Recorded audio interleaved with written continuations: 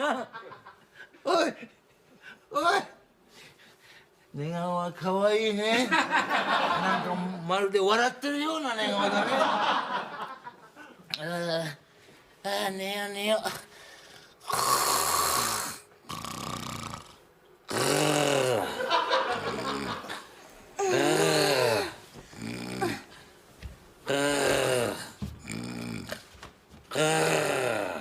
大体何が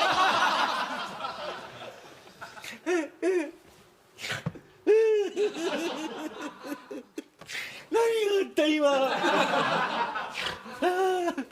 これは何だ。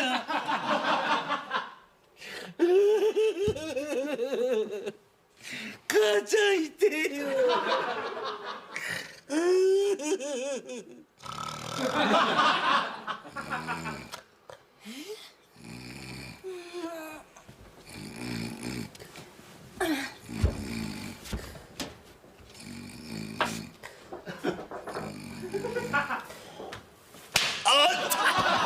空襲だ。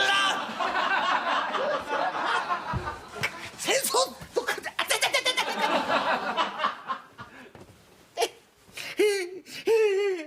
母ちゃん、えらいことが起きた。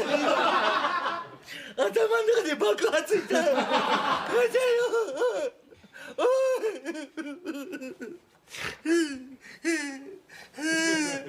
ちょっと疲れてた、ほんとか。